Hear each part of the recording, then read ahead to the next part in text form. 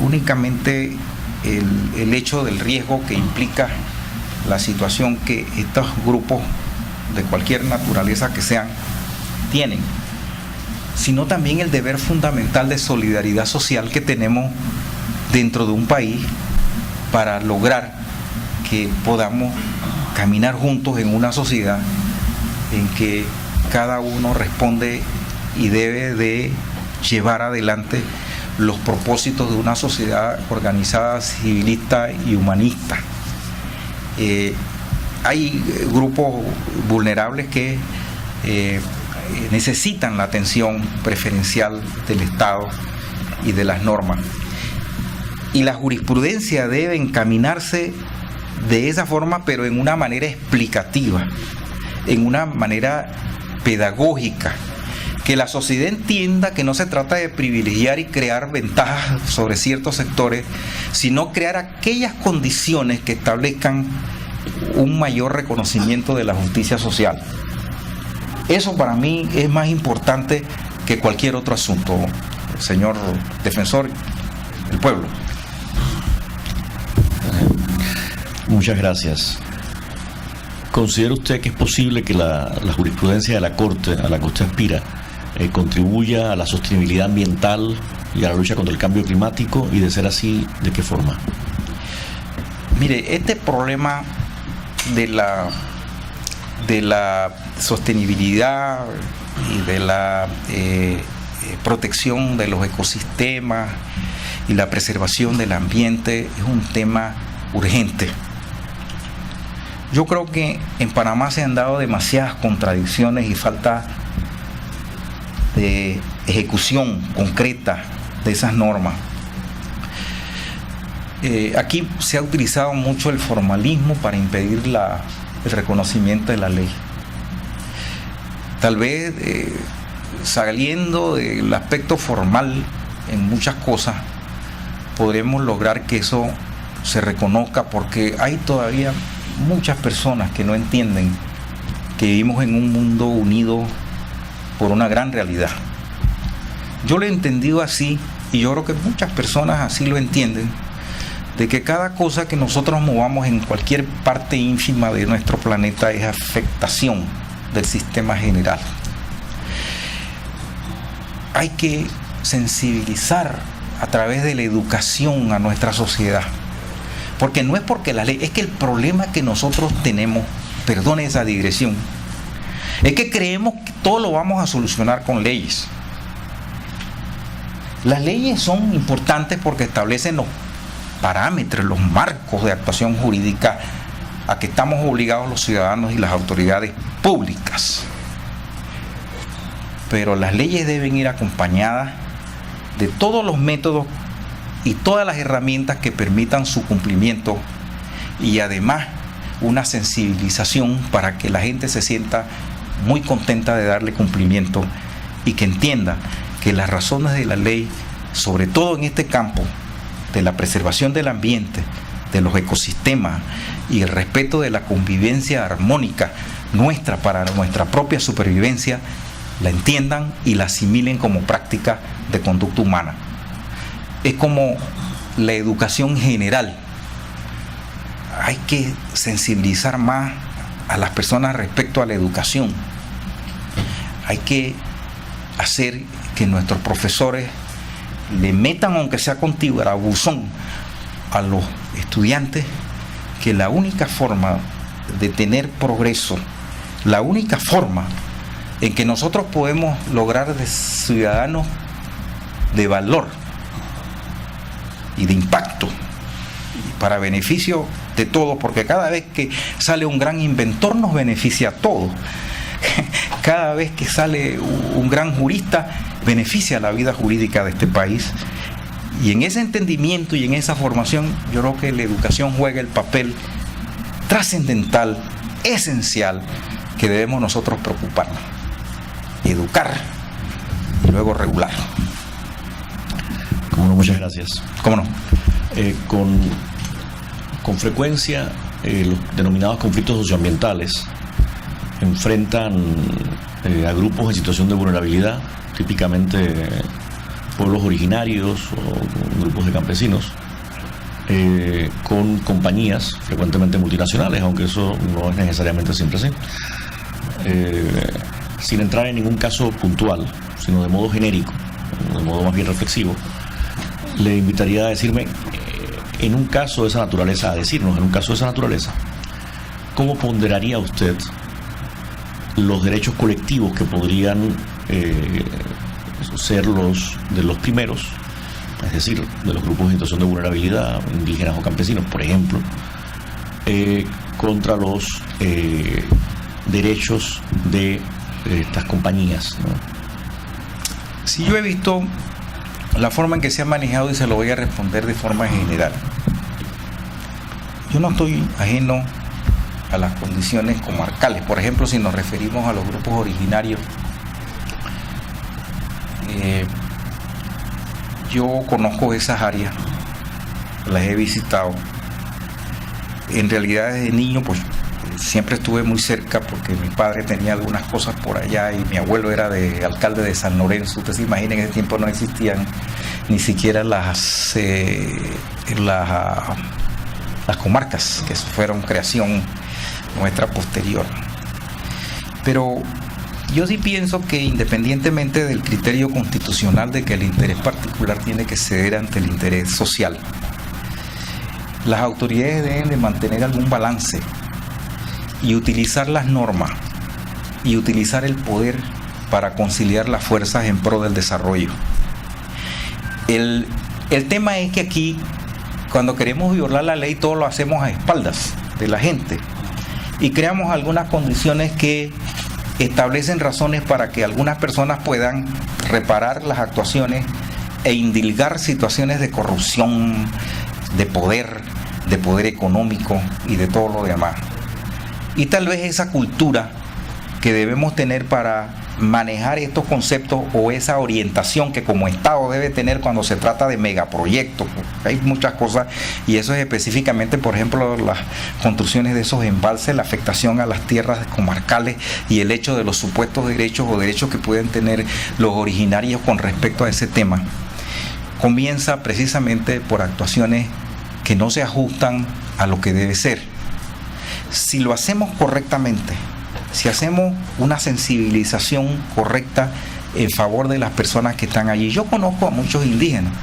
Mire, cuando yo trabajaba en las bananeras, que trabajaba por ahí haciendo de todo, pacando guineos, regando chicha, eso es lo que se llama dibromocloropropano, que yo no sé por qué no me ha salido el cáncer que le sale a muchos, pero yo disparaba eso también cuando estaba muchacho para dieldrin, todos esos asuntos que se utilizaban para el control de plagas, los nematicidas y los plaguicidas. Y me tocó vivir en un cuartucho que le llamaban, en los campos estos de las casas de las bananeras, le decían pachuco. Y entonces cuando yo llegué a trabajar, que me mandaron del mandador, me dice, como me vio cara de cholito. Entonces me mandó donde estaban los campos de los indígenas que estaban viviendo allí. Ahí yo aprendí mucho de su cultura en los tiempos que iba allá. Luego he visitado muchas veces a las comarcas indígenas y sé que algunas veces la situación de esos indígenas obedece a su propia respuesta a su propia realidad. Cuando yo fui a unos juzgados allá me encontré que la jueza municipal de ese lugar no estaba porque ella vivía por acá, por Santiago. Llegaba creo que 2 días a la semana. O sea, un juez municipal, ¿no? Me encontré que un carro de distribución le había chocado la puerta del juzgado y el secretario no sabía cómo hacer para establecer la responsabilidad y el asunto del dueño del camión para reparar el bien público que había sido afectado. Y me encontré también con el secretario que me enseñó todos los expedientes que tenían ahí. La mayoría eran expedientes de alimentos, 99% expedientes de alimentos. ¿De qué? De los tipos que andan por ahí, que no tienen nada que hacer, que no tienen ninguna inspiración, que no le estimulan para que se desarrollen, para que tengan. Entonces esa es una gran responsabilidad. No es que vamos a llevarle simplemente ayuda, le vamos a llevar toda la solución a sus problemas. No es que yo creo que nosotros tenemos una responsabilidad de ayudarlos a que ellos se desarrollen y a darle los estímulos, a acompañarlos y a crear una nueva cultura, no solo pensando que por el hecho de que soy indígena soy un oprimido o un deprimido, sino que por el hecho de ser indígena tengo un valor en la sociedad y una responsabilidad con el país donde yo vivo. Entonces yo creo que aquí hay un desbalance. Uno, el hecho de que las normas jurídicas existen, nos traen los problemas acá y entonces el Estado tiene que resolver los problemas que se dan. No hay la consulta adecuada con las personas que son afectadas. Hay una gran desconfianza de la dirigencia porque normalmente se aprovechan de las condiciones para obtener beneficios personales y no para las comunidades. Y eso se da mucho en la cultura de los indígenas. Hasta sea algo de Novebuglé, no se crean. Entonces, esas son situaciones que yo creo que tenemos que pensarlas y repensarlas nosotros, los que estamos en este momento histórico, para crear las condiciones desde nuestras respectivas instancias para crear las mejores formas de resolver el problema que ya existe. Eso es mi punto de vista, señor defensor del pueblo. Muchas gracias, muy gentil. Finalmente, ¿cuáles son, a su juicio, las principales fortalezas y debilidades de nuestra Constitución actual? Bueno, miren, las principales debilidades, vamos a hablar de la fortaleza. Mire, yo siempre veo las cosas desde un plano positivo. Esta Constitución que tenemos, independientemente de todos los cargos que se le pueden hacer, es un desarrollo programático de derechos y de aspiraciones de una nación en su momento histórico. Yo creo que incluso, y le digo porque yo fui un jurado nacional en las reformas del 1983, fui uno de los 5 jurados nacionales de las reformas constitucionales y que me distinguió el doctor César Quintero con nombrarme en esa comisión. Por ahí tengo la designación firmada por él y participé, que incluso hubo interpusieron un recurso contra el voto del general Paredes en la escuela de Sinaí, que a mí me tocó sustanciar la impugnación en ese voto donde se aprobaron las reformas constitucionales del 83. Tiene muchas debilidades. Yo diría que, tiene debilidades y tiene muchas fortalezas, pero yo creo que tiene muchas fortalezas que nosotros debemos mantener y debemos, si hay alguna algún reparo o tendremos que debatirla con altura, pero con seriedad y responsabilidad. Entre las fortalezas que yo le veo a la Constitución es ese título del Canal de Panamá. Mire, eso no estaba, y vino un título del Canal de Panamá donde sustrae al movimiento político, al movimiento de las situaciones que nosotros conocemos, la operación de un importante recurso que es nuestro canal y del cual yo pudiera hablarle mucho porque conozco bastante bien ese tema. Pero eso para mí es el asunto del defensor del pueblo, que hay que darle algunos matices, como yo le venía comentando. El asunto de las garantías que están allí consagradas en la Constitución, que no son ajenas al avance que viene dándose en Latinoamérica, en Iberoamérica, y que se dan incluso en la Europa en relación con estos temas. Aquí hablamos muchas veces con evidente desinformación de que estamos orientados y que esto puede ser un plan socialista, pero si usted ve, y aquí se lo puede decir el profesor, el señor Procurador General de la Administración, que esas y constituciones europeas de más socialismo no pueden hablar, y tienen normas que en realidad recogen situaciones que son verdaderamente humanas y entendibles y razonables, y no han destruido sus sistemas democráticos. Entonces, entre las deficiencias que yo puedo apuntar, entre las más, yo creo que ese sistema de designación de magistrados en la Corte del Presidente para mí debe ser revisado. Creo que es una debilidad que tenemos. Hay otras debilidades en normas, por ejemplo, miren, en esta Constitución hay una norma que una vez un alcalde me dejó sorprendido en una conferencia que estábamos atendiendo en Los Santos. Un señor con poca formación jurídica me dijo a mí que yo pensaba, y estaba una playa de abogados conocedores de leyes y todo, y es mejor a veces guardar silencio, uno habla mucho a veces. El hombre me preguntó que por qué yo entendía, si yo entendía como abogado, por qué él, siendo el distrito donde se degollaban las reses, no podía cobrar el impuesto. Y le preguntó a todos los otros, no, eso es del lugar donde se degüella. ¿Y ustedes saben qué? En esta Constitución dice que es el lugar de donde sale, que es donde se paga el impuesto. Eso es irracional. Y la otra pregunta, ¿por qué esa norma está en la Constitución? Algún ganadero estaba en la Constitución de 1972 y quería pagar el impuesto en tal lado. Y así hay una cantidad de normitas ahí que son, bueno, pero que con el buen criterio, el buen juicio y el compromiso de nosotros de elaborar un documento que pueda establecer algunas condiciones mejores o mejorar las instituciones que hay, yo creo que podemos lograrla, porque la mayor parte de la Constitución no es mala, a mi juicio. Hay normas que necesitan reformarse, pero eso debe ser producto del análisis, del compromiso y de la responsabilidad que tenemos todos nosotros, los grupos sociales, las agrupaciones políticas y todo lo que tiene que ver con eso, para que logremos ese camino y logremos el objetivo. Sin más, muchísimas gracias. Gracias a usted, señor defensor del pueblo. Ahora sí tiene la palabra. Disculpa su momento, padre. Tiene la palabra. No se preocupe. Nuevamente, muy buenos días. Licenciado, por lo que usted nos ha contado, por sus años de experiencia, es cierto que uno vive grandes experiencias a través de la vida y a través de la vida personal, de la vida laboral, y más cuando nos ha tocado vivir en unos cambios tan drásticos,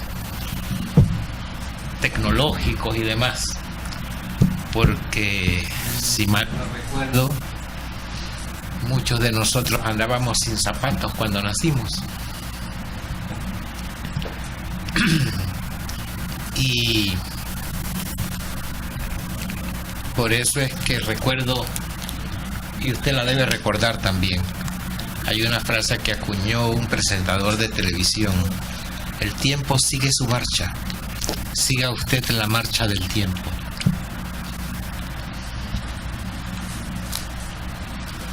Y usted también nos ha contribuido a través de muchos aspectos. Me llamó mucho la atención sobre el Código de la Familia y viendo la realidad nuestra de hoy. Yo le quiero hacer, según su opinión, es necesario e imperante debatir e implementar en nuestra sociedad una ley de sexualidad. Sí, de educación sexual. Sí. Y salud reproductiva. Mire,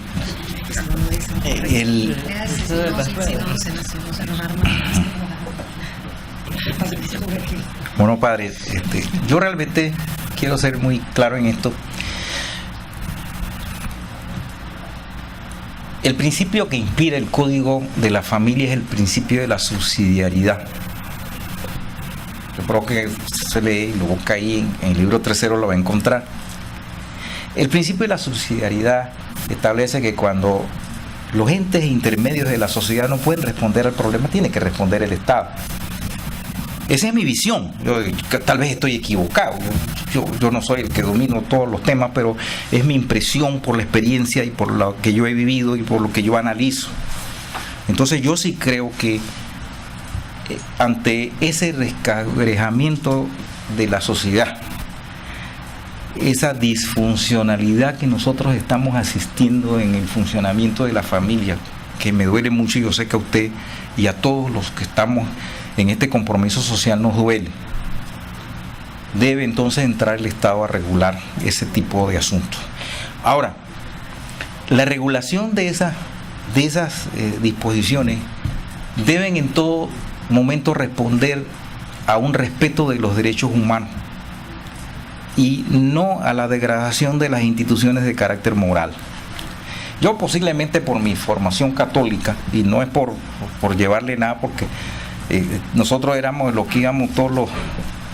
En ese colegio San Antonio de Puerto eran puras monjas y curas, los padres paulinos y las madres de Merrick Knoll, que me aprecio y me siento muy orgulloso de haber sido educado por ellos, porque los valores que ellos cimentan en las personas y que nos enseñaron y nos dieron ejemplo, siempre le decir a uno en la vida, y es un acicate y una inspiración, y en cada momento uno lo recuerda. Los valores morales deben de fortalecerse. Ya sabemos que esas instituciones no han respondido. Pues entonces nosotros como sociedad, en forma ordenada, respetando siempre la individualidad y los derechos de las personas, podemos establecer pautas para el reordenamiento social, porque es un interés de nosotros. Yo sí creo que se debe hacer y que debe hacerse en forma educativa, porque para mí hay que privilegiar la educación. Pero eso implica una complejidad enorme, porque tiene que comenzar con los profesores, porque vuelvo al tema, las leyes no te solucionan nada. Tú tienes que tener todas las estructuras que puedan responder a lograr el objetivo apetecido. Si no tenemos profesores que le enseñen a los niños, que ayuden también a los padres de familia a entender su rol, que le motiven y le fortalezcan sus criterios de la vida en cuanto a estos temas, y lo hagan de manera responsable, sin crear malicias, sin crear condiciones que puedan ser interpretadas como tendenciosas o para crear algunas finalidades distintas a tener como producto un ser integrado y responsable consigo mismo. Yo sí creo que podemos hacer un esfuerzo, porque ya no nos queda de otra. La vida y el ser humano es una realidad. Las necesidades son fisiológicas. Las realidades socioeconómicas que también impactan eso. Las condiciones mismas en que nosotros hemos permitido que haya desembocado la sociedad necesitan y requieren tomar medidas heroicas, y hay que hacerlo, pero hay que hacerlo prudente e inteligentemente.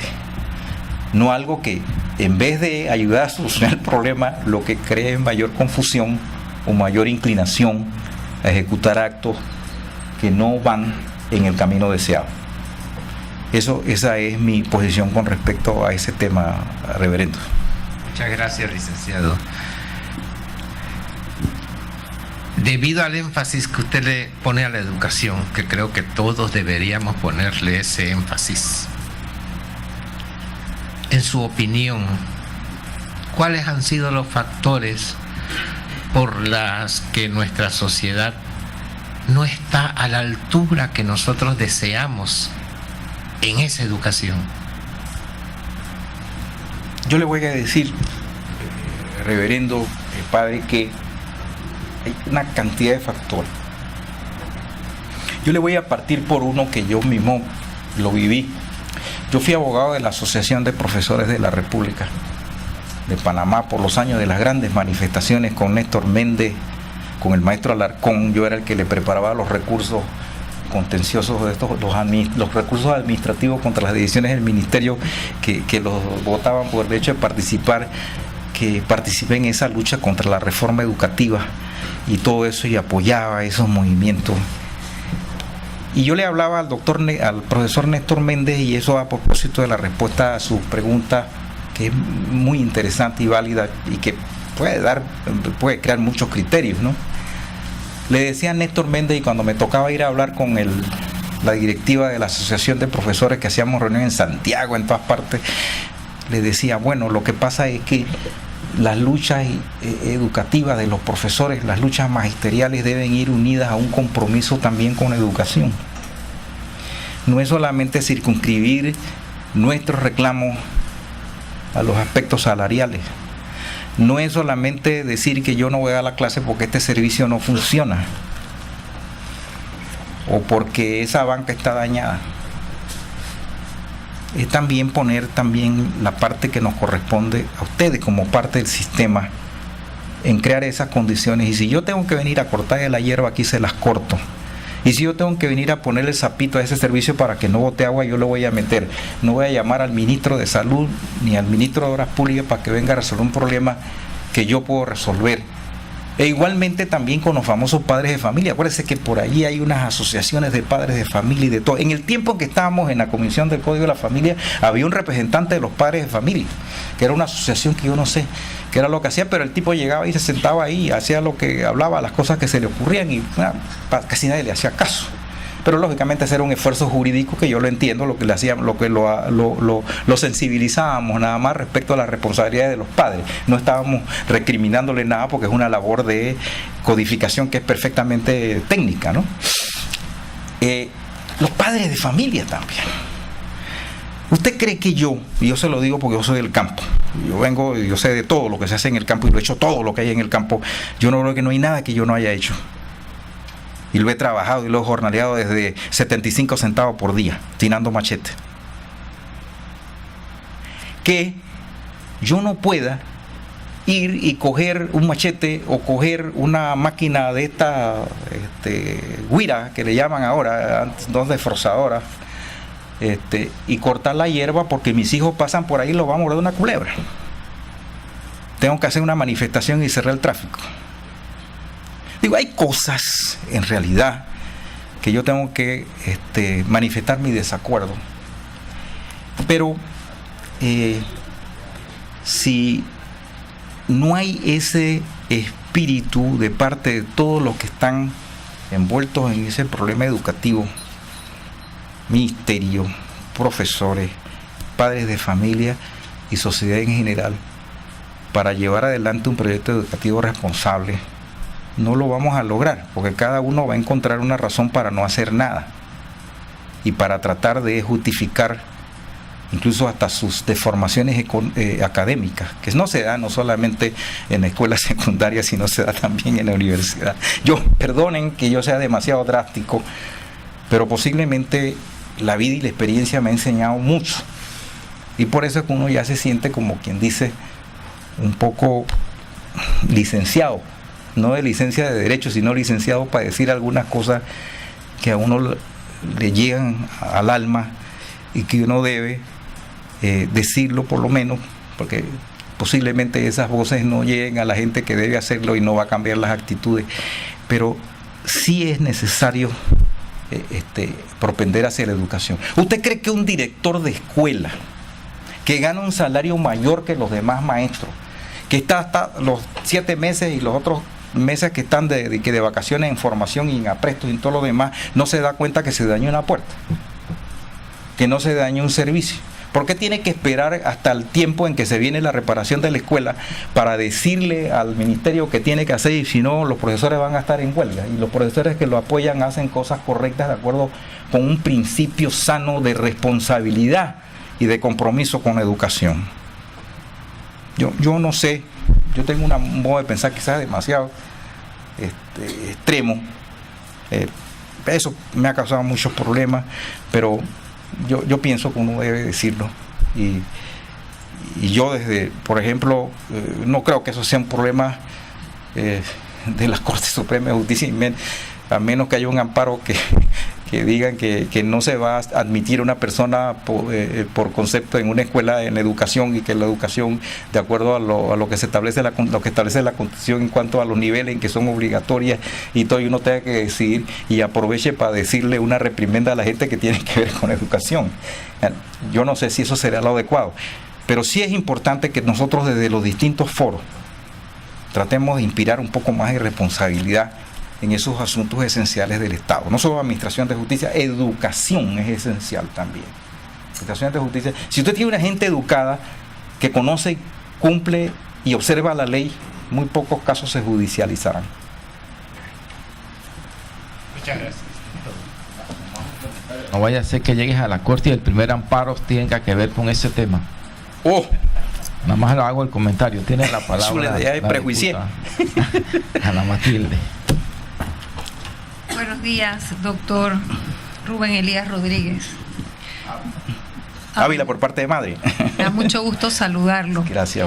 Sin diputada. embargo, usted me pone en un dilema porque casi se están acercando las 12 del día y la curva de rendimiento, la de todos, pero particularmente la suya, en cualquier momento yo estoy a la expectativa porque usted lleva 2 horas impresionantes. Mire, usted en realidad se acaba de convertir para mí en un desafío actuarial en este país, porque el currículum suyo dice que usted tiene 69 años. Así es. De acuerdo a la ley panameña, usted hace 2 años se acaba de jubilar, si es que usted tuvo la previsión, pues, de prepararse para su jubilación, pero usted nos está diciendo que usted está listo para servir 10 años más al país. Lleva aquí consumiendo una de las actividades humanas que más consumo de oxígeno lleva y de energía, es la disertación. Y en las respuestas, la disertación de sus respuestas, que son todas anecdóticas, le han consumido alrededor de 1 hora con cada entrevistador. Yo estoy impresionada, ¿no? Pero precisamente por esa línea, a mí me queda claro, con todas las anécdotas y todo lo que usted ha contestado aquí, durante estas 2 horas, que usted tiene una columna vertebral construida sobre la base ética, que usted tiene una personalidad que yo no voy a entrar en el plano ético. A mí me queda muy claro que usted ha llevado una vida profesional ética, y salvo que otro conociera algún rumor que yo no he escuchado en mis 55 años, usted es una persona que tiene respeto público. Así que yo lo que quiero es que hablemos. Usted habló en sus respuestas del mundo de cambios. Usted dijo, y por supuesto tomando en cuenta el tramo etario suyo y que a qué usted va y al reto que se enfrenta en la Corte y lo que usted va a servir. La administración de justicia es un servicio público y a los ciudadanos hay que darle lo mejor, ¿sí?, en la prestación de los servicios públicos. La gente quiere modernidad en el transporte, la gente quiere modernidad en los servicios de salud, quiere medicina de primer mundo, quiere educación de calidad, o al revés, quiere salud de calidad y educación de primer mundo. La administración de justicia igual. Y usted dijo una frase que yo copié aquí, porque usted dijo, el intérprete de la realidad social. Y es verdad, porque usted también dijo, no todas las normas implican justicia. Y yo también siempre he dicho, no todo acto de la administración de justicia es una simple aplicación de normas. Usted es un baby boomer, pero se va a enfrentar a administrar justicia en una sociedad que ya tiene generación millennials, generación Z, generación Y, generación T. Estamos en el mundo digital. Entonces, ¿qué le contesta usted a la gente que está esperando la modernización del sistema de administración de justicia? Y nosotros recurrimos a un hombre con talante, con conocimiento además, porque también ha hecho gala de toda su trayectoria desde el punto de vista que no se puede decir que usted no ha ejercitado en casación, que no conoce del sistema penal acusatorio, que conoce de la vida tribunalicia. Pero de esa parte de que usted, como interpretador de la realidad social, se va a enfrentar con un mundo que está en cambio todos los días. Hay quienes dicen una era de cambios. Yo me inscribo en aquellos que tienen la teoría, un verdadero cambio de era, ¿sí? La era digital, la de la información. ¿Cómo está listo usted para administrar justicia para esos 2 millones, son 2 millones, casi 2.085.400 y tantos panameños que tienen menos de 30 años? 1.735.000 tienen menos de 35 años. 375.000 van a adquirir cédula por primera vez ahora de cara a estas elecciones. Entonces, esta es la sociedad a la que usted le va a administrar justicia. Y es cierto que la densidad, la realidad gaussiana nos demuestra que la población va a cambiar. La densidad está cambiando. Para el 2050 vamos a ser más personas de 65 años que los menores. Esto se va a invertir, pero todavía no.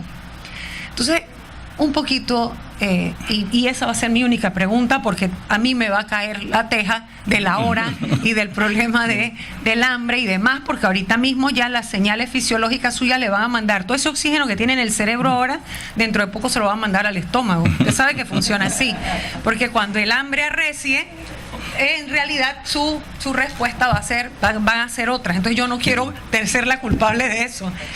Pero sí me preocupa y sí me gustaría escuchar ese reto que se plantea. O sea, yo, de esta gama de profesionales, generación millennials, generación Y, que están aspirando, ¿por qué le ofrezco a la Administración de Justicia a un baby boomer para que sea un interpretador de la realidad social en un mundo digital y de cambios?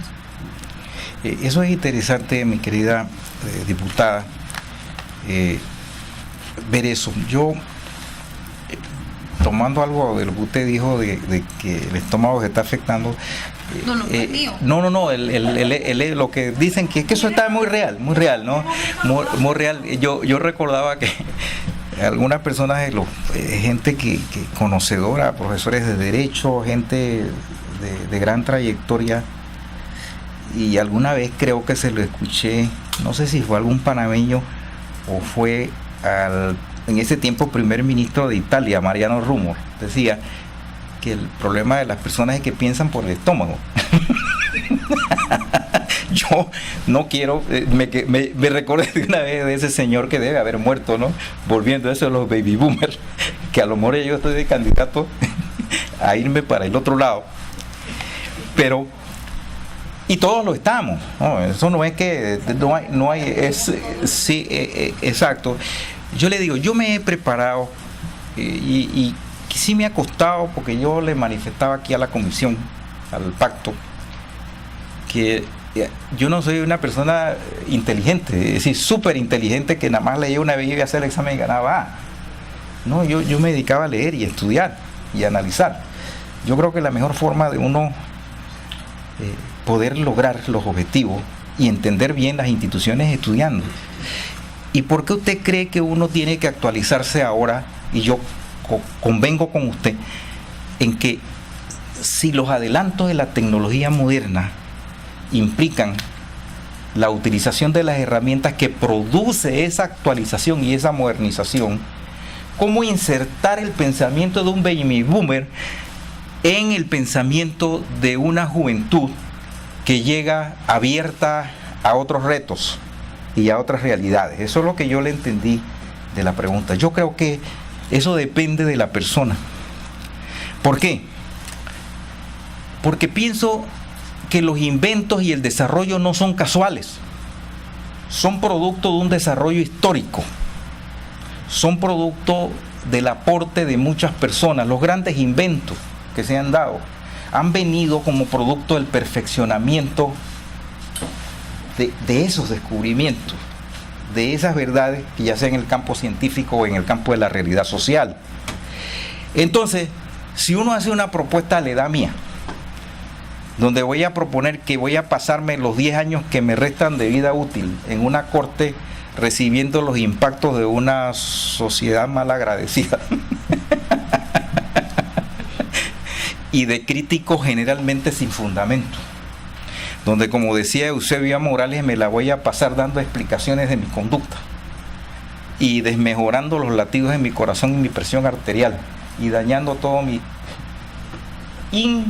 infosistema, no sé, porque ya eso no es ecosistema, dañando mi sistema de supervivencia, pues pareciera que fuera como una locura, ¿no? Pero yo sí creo que nosotros hemos olvidado unas realidades que son propias de otras latitudes. Por ejemplo, Japón. ¿Cómo se le da tributo a la gente de la experiencia y a los seniors? A la gente que entiende la vida y que entiende la historia y que entiende hacia dónde viene y de dónde viene y hacia dónde va y hacia dónde debe ir una nación. Y más aún, hacia dónde debe ir la vida jurídica y la apreciación judicial de las interrelaciones sociales. Yo creo que eso me obligaría a mí también a lo que ya yo estoy haciendo y que estoy bastante actualizado, a ponerme bien con todas esas actualizaciones de la modernidad, de estar todo el día conectado con lo que piensan los jóvenes, no solo para allanarme a lo que dicen ellos, sino para establecer de acuerdo al criterio personal mío, porque no tiene que ser el de aceptación general, tiene que ser un criterio que ofrezca condiciones de confiabilidad, de transparencia y de razonabilidad, que es lo que voy a responder a esos impactos. Yo creo que la juventud también, a base de ese desarrollo tecnológico, ha ido un poco en desenfreno. Nosotros tenemos que hacer algo para tenerlo y tenemos para lograr un control mayor, una mejor formación para que ellos se olviden de las cosas. En estos días me tocó defender a un muchacho que lo llamaron a la cosa esa de los menores, eso se llama la que antes era DINFA, ahora es la CENIAF. Ya, okay. La memoria no está tan perdida, CENIAF. Y entonces el niño, yo le pregunté, oye, ¿por qué tú estabas ahí? ¿Qué tal? ¿Que te detuvieron? ¿Por qué estás? Bueno, no, mira, es que yo llegué y yo le empecé a hablar inglés al tipo que él es blanco y tal, y le dije que yo era gringo y que yo tenía esto y le enseñé una cédula falsa. Allá falsifican cédulas, usted sabe, los mismos muchachos falsifican pasaportes, hablan otros idiomas para que la policía de menores los agarre porque están por allá por el casco viejo haciendo de las suyas. Entonces yo le digo, ¿y por qué tú haces eso?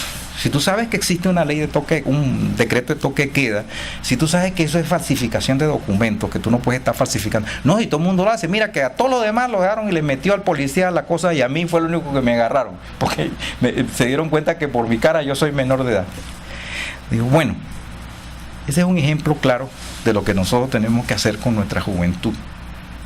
Aprovechar los desarrollos y el desarrollo de la tecnología para insertar las cosas buenas, reconocerlas, apoyarlas, implementarlas, estimularlas para mejorar el país. Y eso no es un problema de edad, eso es un problema de disposición, ese es un problema de compromiso. El día en que yo no tenga la razón, si soy magistrado de la Corte y me sienta cansado, créame que renuncio el día siguiente, porque no estoy en la capacidad de ofrecerle lo que una Corte Suprema, un magistrado, en el contexto de nuestra realidad social puede ofrecerle. Y eso es muy importante. En otros lugares buscan personas de mayor edad para hacerlo. No creas que yo lo busqué porque yo soy un poco mayor. Yo lo busqué porque realmente tengo un sentido y un verdadero deseo de servir a mi país, independientemente de todas las otras consideraciones, porque de que vaya uno a sentirse honrado con esto, con el otro, yo creo que eso es secundario. Lo más importante es lo que podamos hacer por Panamá, por nosotros mismos y por proyectar lo que somos nosotros los panameños, gente muy valiosa que hay en este país, viejos, nuevos, intermedios, lo que sea, pero todos tenemos que actuar de esa manera. Gracias, doctor. Y aquí además lo principal es, ese fue el éxito de algunos gobiernos en transición, por ejemplo en Grecia, así cuando se combinó juventud con experiencia, porque si también la memoria retroactiva, que es la que usted hace gala, que tiene bien y es lo normal por su edad, se pierde, entonces la juventud no sabe hacia dónde ir porque no saben de dónde vienen. Bueno, muchísimas gracias, doctor. Gracias, procurador. Tiene la palabra el vicepresidente del Colegio Nacional de Abogados. Sí. Buenos días, estimado doctor Rubén Elías.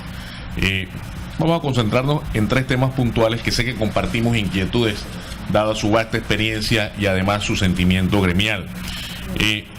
En el tema de lo que sería el fortalecimiento institucional del órgano judicial, que debe reflejarse en una verdadera independencia y autonomía de ser usted electo magistrado, ¿qué propondría para que esa autonomía se viera reflejada en el tema presupuestario, que no condicionara al órgano judicial a ir a solicitar que le den un presupuesto X, darle ese fortalecimiento y esa autonomía presupuestaria? Bueno, aquí hay que hacer también un poquito de historia, ¿no? El asunto es el 2% en el presupuesto nacional para la Administración de Justicia, y que envuelve también al Ministerio Público, que tiene que presentar su presupuesto, elaborarlo y todo lo demás. No fue casual, pues nosotros en ese tiempo, en el grupo gremialista del Colegio Nacional de Abogados, que estaba presidido en ese tiempo por el licenciado Hernán Delgado, y yo era secretario de la Junta Directiva en ese tiempo, Quizá yo era los que más estaba peleando por eso, diciendo que bueno, siempre se dolían de que no había plata y que por eso usted veía todos esos expedientes por suelo y que el juez de allá de Chimán le decía que no fallaba con el Código Judicial sino con el Código Agrario porque no tenía otro código. Entonces, yo, bueno, vamos para allá, y se peleó. Pelear para mí es un concepto muy violento, ¿no? Se luchó se luchó por eso y se logró hacer eso, establecer en el presupuesto, pero eso tiene una serie de interpretaciones y de no sé cómo calificarlo, que no permiten, y la realidad ha demostrado que es insuficiente. No sé si de alguna manera establecer en una norma constitucional un presupuesto definido o decir que es mínimo sería más fácil que decir esto es así. Eso lógicamente no es tanto que condicione el funcionamiento de la administración de justicia, ¿no? Sino que también le crea un poder a los otros órganos que tienen las facultades que ya conocemos y que yo para qué me voy a poner a referir si ustedes todos lo conocen, que quien elabora el presupuesto es el órgano ejecutivo, que la Asamblea tiene muy poca accesibilidad a determinar los cambios que se dan en esos presupuestos. Entonces nosotros, y en eso yo creo que muchas veces los mismos funcionarios del órgano judicial y nosotros los abogados y todos los que están involucrados en esta tarea de la administración de justicia hemos sido un poquito descuidados y nos ha faltado fortaleza. Porque debemos haber sido enfáticos en exigir como se debe exigir, sin necesidad de insultar a nadie, sino llevando argumentos y proponiendo asuntos que creen las condiciones necesarias para que se hagan las reformas que se requieren. Porque es verdad, no se puede operar ni se puede trabajar en esas condiciones. Muchos piensan que que sí es esto, que sí tiene y que tiene, pero que va a cumplir con todas esas y algunas cosas adicionales que se desarrollan en esas instituciones cobijadas por esos presupuestos exiguos. Entonces no va a permitir eso. ¿Cómo incide eso en la independencia? Por lo menos, idealmente, en el hecho que van a decir que por eso va el órgano ejecutivo a controlar un poquito presupuestariamente y posible el funcionamiento de la SAI, no le va a permitir que lleve adelante programas y cosas con las presentaciones de presupuestos que hacen esas instituciones. Pudiera ser, yo no sé si el ánimo es ese o si el ánimo es una redistribución de las necesidades de la cosmovisión que tiene un presidente de la República y su gabinete en cuanto a la utilización de los recursos, la posibilidad de recaudar los suficientes recursos como para enfrentar en forma eficiente esas necesidades y todo eso. Pero para mí, yo le voy a decir, el concepto de independencia no es un concepto presupuestario. El concepto de independencia del juez está en su propia personalidad, en sus propias ejecutorias, en su capacidad de rescatar su propia independencia y decirle a la gente lo que tiene que hacer, por qué él es independiente y por qué él hace uso de la disposición que tiene aquí en esta Constitución. Y es muy sencillo y no tiene que insultar a nadie.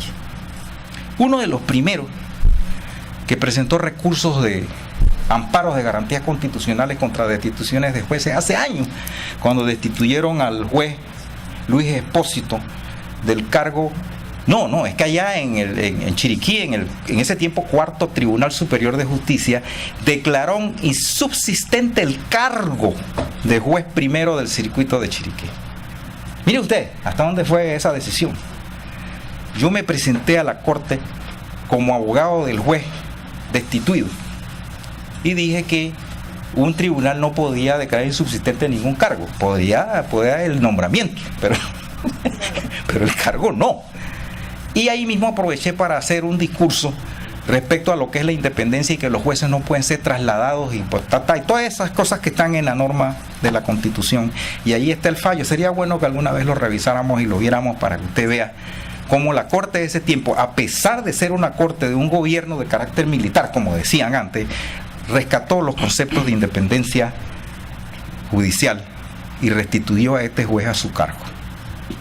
Es decir, yo soy un fanático de que usted mismo tiene que tener su independencia desde que acepte el cargo. Si usted tiene duda de su independencia, mejor no se meta a eso, porque va a estar llevado por las olas de los intereses políticos, de los intereses personales, de los intereses de toda naturaleza que pululan en nuestras sociedades, que no escapan a las realidades incluso de todos los países de Latinoamérica.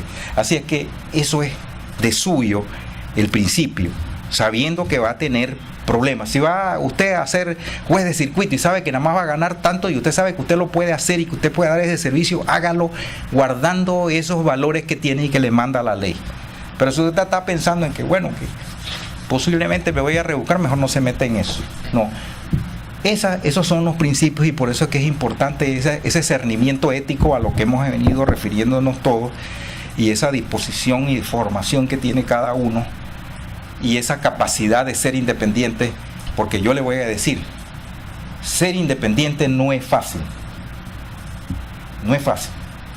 En un mundo impactado por todo lo que nosotros vemos, las cuestiones sociales, las cuestiones de formalidades, las cuestiones culturales, las cuestiones de todo lo que usted ve por allí, y no ser sujeto de esas tentaciones, requiere una gran fortaleza de carácter, y yo alabo a aquellos que lo hacen con entereza, con firmeza, y que quieren realmente hacer algo diferente. Y eso es nuestro deber, y sobre todo ustedes los jóvenes, que tienen que ir más comprometidos con el decurrir de la historia de nuestro país. Gracias. Con respecto a las competencias en el Pleno de la Corte Suprema de Justicia y la tramitación de aquellas acciones constitucionales que usted bien mencionó y que hacía referencia al interés superior de los derechos fundamentales, nosotros nos encontramos en la práctica común del derecho que esa respuesta que esperamos del Pleno de la Corte en la solución de esas acciones no se dan en el tiempo que se espera, que sea proporcional a la importancia de ese derecho fundamental que se está buscando protección. De usted llegar a ser magistrado de la Corte Suprema de Justicia, ¿qué innovaciones o qué propuestas llevaría para que esa decisión que se espera sea en un tiempo perentorio, pero además oportuno a la protección que se busca? Bueno, yo pienso que las normas están dadas en el plano normal de la decisión de los procesos de cualquier naturaleza. Por ahí en el Código Judicial hay incluso licencias por la cantidad de folios que pueda tener un expediente, que todos los conocemos, ¿no? En el asunto de las acciones de amparo a las garantías fundamentales, yo sí creo que todos los tribunales, no solamente la Corte, deben privilegiar la urgencia, y sobre todo por la inminencia del perjuicio, del daño que pueda tener la persona que recurre a esos amparos o a esas vías extraordinarias, ¿no? ¿Qué podría hacer yo? Yo le puedo responder por mí. Yo sí creo que tendría y dedicaría lo mejor de mis esfuerzos para que esas decisiones se produjeran en el tiempo que determina la ley. Pero recuerde que allí no está solamente Rubén Elías Rodríguez, ¿no? Ahí estarían hipotéticamente, no sé, porque como no hay nada de que sea 8 distinguidos juristas y funcionarios públicos que también tienen que firmar, que tienen su derecho a opinar y que se le debe respetar su criterio, y que generalmente no pueden tener una cantidad de asuntos, y entonces uno queda comprometido entonces tendría yo que salir a cada uno y decir, fírmame esto, que mira que tranquila, y eso cómo lo verían. Yo no sé, por lo menos en la experiencia que yo tuve en el primer Tribunal Superior de Justicia había una relación muy, muy cordial entre todos los que actuábamos allí, y nosotros procurábamos hacer todas las decisiones en el tiempo correspondiente. Y yo entiendo también, y lo digo como abogado que he tenido y he sufrido esas peripecias, los abogados requerimos que los jueces decidan los casos con prontitud, o por lo menos en un término razonable.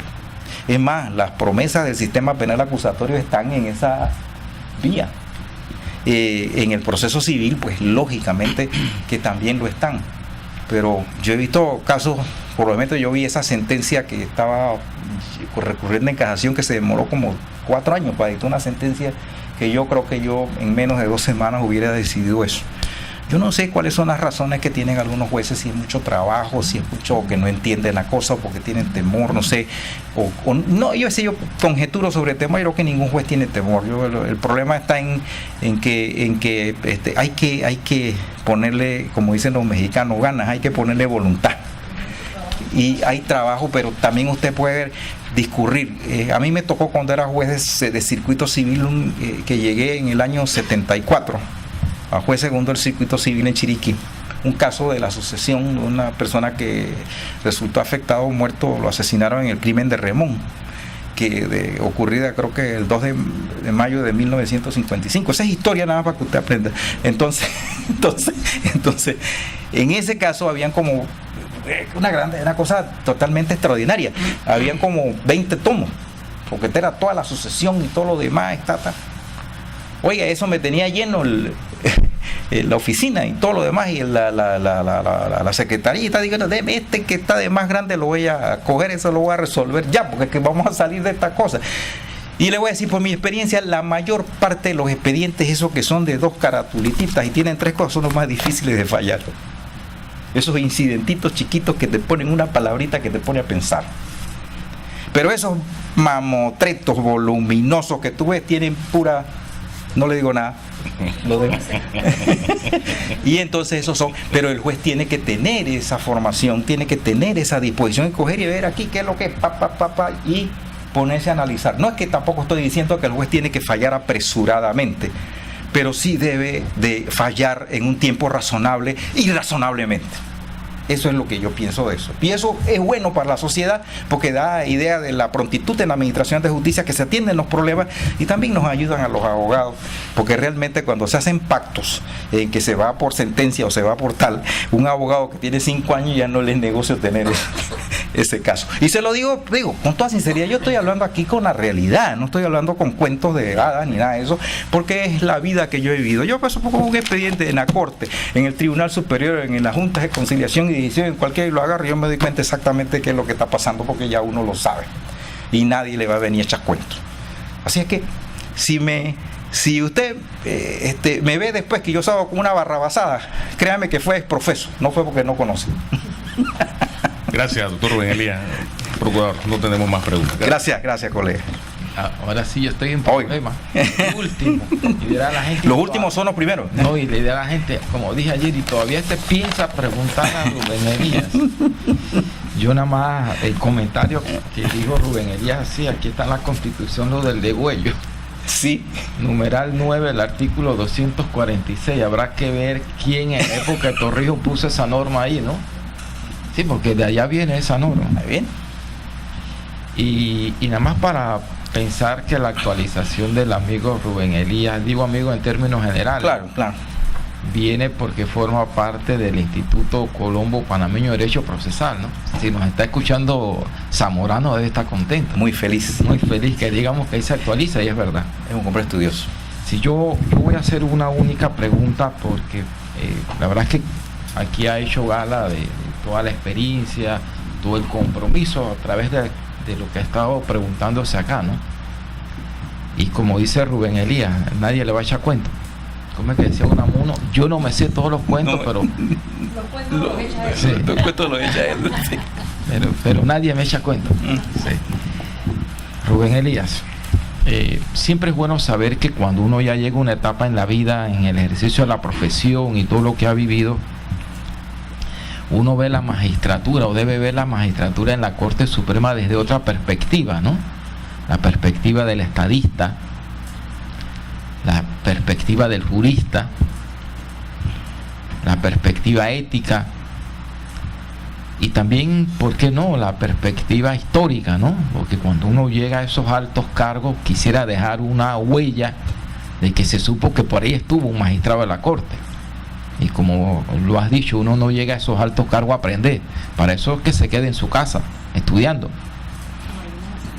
Sí, es verdad, cierto. Entonces, Rubén Elías Rodríguez Ávila, ¿usted cómo se ve ahí? Con esa que acabo de mencionar, el Rubén Elías, magistrado estadista, el de los principios éticos, el del jurista y el de la proyección histórica, de llegar a la Corte. Nos lo dice A ver, le voy a dar el tiempo antes de las 12, en unos 5 minutos. ¿Cómo lo ves ahí? Perdone, a veces yo soy un largometraje, pero es que hay tantos temas que a uno le interesan y que uno quiere compartir. Yo lo hago más yo que lo todo. diría casi en cantidad de síntesis. Sí, en síntesis le voy a decir que las 3 o 4 circunstancias que usted ha mencionado para mí son muy interesantes. El concepto que nosotros tenemos de Estado republicano,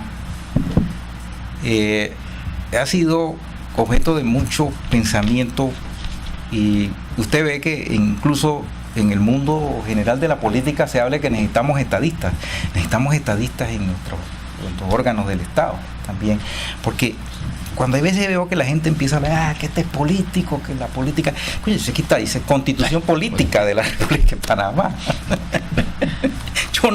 Yo no entiendo algunas veces esas cosas, pero yo las asimilo como repetición de algunos sinsabores que han producido actuaciones de personas irresponsables. Pero eso de las condiciones que usted menciona sí deben tenerlas todos los que llegan a la Corte Suprema de Justicia, porque en la Corte Suprema de Justicia no solamente se dirimen problemas de carácter jurisdiccional, legal, sino hay un gran contenido político en la dirección de la nave del Estado, cuando las conveniencias del interés general del Estado tienen que prevalecer, hacerse sentir, y el juez de la Corte tiene que colaborar en esa armónica colaboración a que se realicen esos resultados y se tengan esas posiciones. El Estado no es simplemente decir quién está condenado y quién tiene la razón. El Estado en la Corte Suprema de Justicia, o la función de la Corte Suprema de Justicia, es decir cómo este Estado funciona de manera eficiente, no solamente con el caso en el servicio de la administración de justicia, en el servicio de la educación, en el servicio de la salud, en el servicio de todos aquellos valores importantes que debemos preservar en esos altos estrados judiciales. Para mí, con la idea que tengo de ser un poco de estadista por lo que he vivido, con la idea que tengo del concepto ético, por la idea que tengo del compromiso que uno debe tener con su nación, sería un gran honor. No deja de ser un gran honor como culminación de una carrera de abogado que lo he hecho con mucha dignidad y muy orgulloso de ser abogado. Si yo quisiera volver a estudiar, estudiaría Derecho y lo haría mejor, creo yo.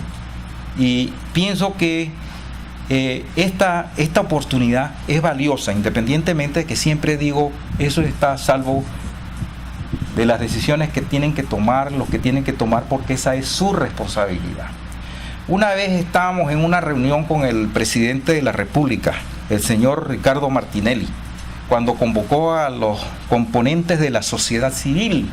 Ahí estaba Magali Castillo, estaba Lee, estaba el presidente de la CONEP, de la Cámara de Comercio, estaba su servidor, el presidente del Colegio Nacional de Abogados, y estaba este señor Lucho, que Ética y Civismo, ¿cómo se llama? Lucho Moreno.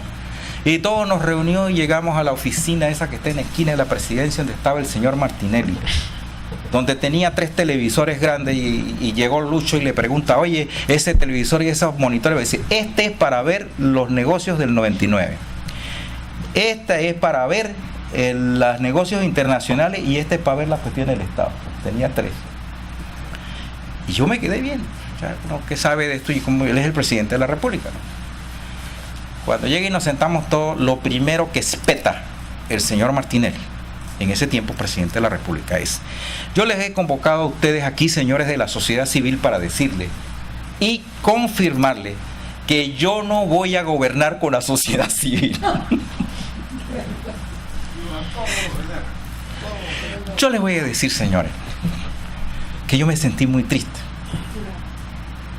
Y yo me sentí porque uno muchas veces se siente débil ante el poder. El poder achicopala si uno no tiene sus principios bien firmes. Nadie respondió ahí. El único que se paró, pensando realmente por la madurez que uno ya tiene y por lo que uno sabe, siendo un simple presidente de un gremio. Señor presidente, yo le quiero decir, y usted me permite, yo como presidente del gremio, como presidente del Colegio de Abogados, he venido aquí porque usted nos convocó, que quería conversar con la sociedad civil a propósito de la botada que le iban a dar a este señor que era procurador, que iba a enseñar la carta porque él iba a nombrar a otra persona. Bonisi creo que se llamaba, o se ¿Él llama. fue procurador? Sí. No, pero, después de haber injustamente e ilegalmente destituido, y que usted sabe cuál fue la posición del Colegio Nacional de Abogados, dirigida por mí en ese momento, defendiendo la institucionalidad democrática. No por ninguna, ni porque yo la conocía, ni porque era, no, porque yo, eso para mí son los principios. Entonces, yo le dije, señor presidente, perdone, pero yo le decía, yo como humilde presidente del Colegio Nacional de Abogados, le voy a decir que yo no he venido aquí a decirle que yo o el Colegio de Abogados quiere cogobernar con usted. Esa es su responsabilidad. Me volteó a ver muy mal. Entonces, ya usted ve el punto de que pues el entendimiento de la gente, a mí, yo se lo confieso, sería un gran honor llegar. No tengo grandes pretensiones por la situación actual que se da, pero yo sí les puedo garantizar que de ser considerado o nombrado, por ahí hay unas preguntas que hablan de electo, no, eso no es electo, eso es nombrado, y en la Constitución dice que la Asamblea aprueba el nombramiento, ¿verdad? Quizás a lo mejor yo sea un poquito estricto y exegético en las normas, normológico, nomofiláctico. Ese es un concepto que dice que ya lo han un poquito. Mire, que fíjese que usted que aquí está, yo lo escribí en esto de por aquí, de eso de nomofiláctico y todo eso. No hablemos de eso, pero no vamos a almorzar. El problema es que si de llegar a ser, y ojalá que así sea, yo les puedo garantizar a ustedes como conciudadanos, como personas serias y que se han preocupado, y de aprovecho para reconocer ese gran servicio que están dando a la sociedad.